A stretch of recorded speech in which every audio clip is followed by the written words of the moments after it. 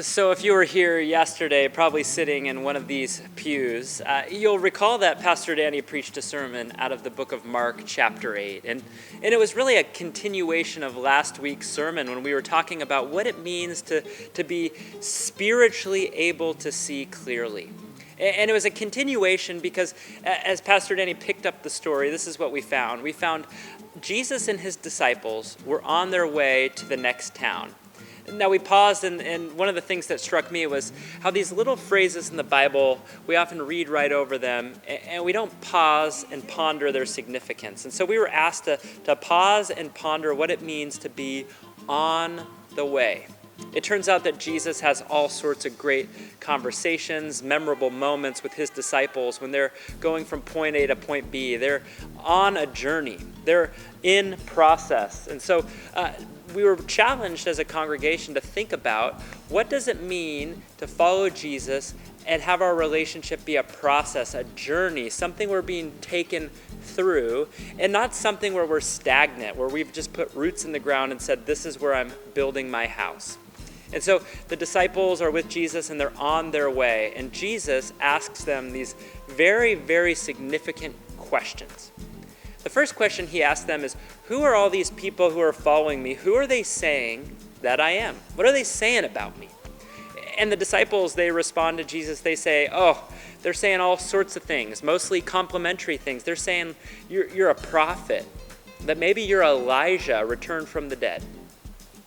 And you can only imagine Jesus kind of nodding, thinking, well, that's kind of them to think of me in those sorts of ways. But he has a second follow-up question, and this is so common for my relationship with God. It's a big, broad, sweeping question. What are other people saying? And then the second question is this: what about you? Who do you say that I am? Without skipping a beat, without thinking about it, Peter, as he's grown accustomed to do, he just blurts it out. You, Jesus, are the Messiah. And right here, right now, we are thinking as we read this story, as we're hearing it read, that Peter gets it.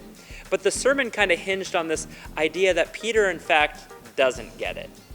You see, Peter, he declares Jesus is rightly the Messiah, but the very next story, as the story continues along, proves to us that while Peter can identify Jesus as the Messiah, he doesn't quite understand what the Messiah means. And so Peter, with all of his good intentions, he's sitting and he's listening to Jesus, and Jesus is teaching these things. He tells them, the Son of Man is going to be delivered into the hands of some violent men. I'm going to be turned over to them. I'm going to be beaten. I'm going to be put to death. But on the third day, I'm going to rise again. Now, Peter is hearing this, and it just doesn't match up with his concept of what a Messiah is. And so Peter, he puts his arm around Jesus. He kind of walks him away into a quiet place all alone. And with his good intentions, Peter basically tells Jesus that is not going to happen. We're not going to let you go through that. That will never happen. And then the famous phrase of Jesus that we all know comes out of Jesus' mouth. He looks at Peter and says, "Get behind me, Satan." Now, as I was listening to the sermon, a couple things up to this point had caught my ear, and I jotted down these notes. It's how comfortable we are with big, broad questions like, who do people say that I am? The key word being people. It's easy to point out what other people say. But how indicative it is of God to turn the question upside down and say, well, what about you?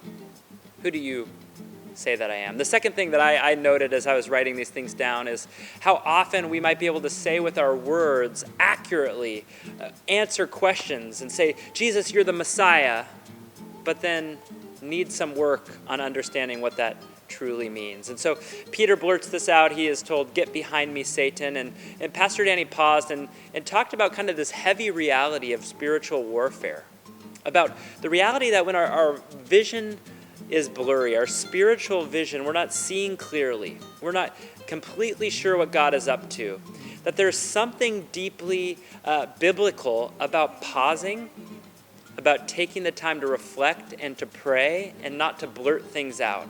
Because when we blurt things out, oftentimes our good intentions are actually used to do more harm than good. And Peter's good intentions were used to do more harm, or at least seemingly.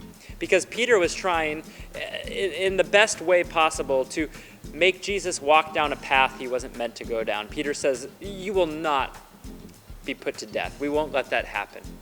And Jesus, seeing things for what they truly were, looks at Peter and says, "Get behind me, Satan." Now, Pastor Danny mentioned that Peter is not possessed by demons. He's not under the force of darkness. But what is happening is something that can happen to all of us. And that's when our spiritual vision is not clear and we blurt things out, that we can actually unintentionally become a tool for the enemy to use against the things of God. And so we have to be very careful when we feel like God has spoken something into us, that this is a time that we should reflect, we should process before just blurting it out.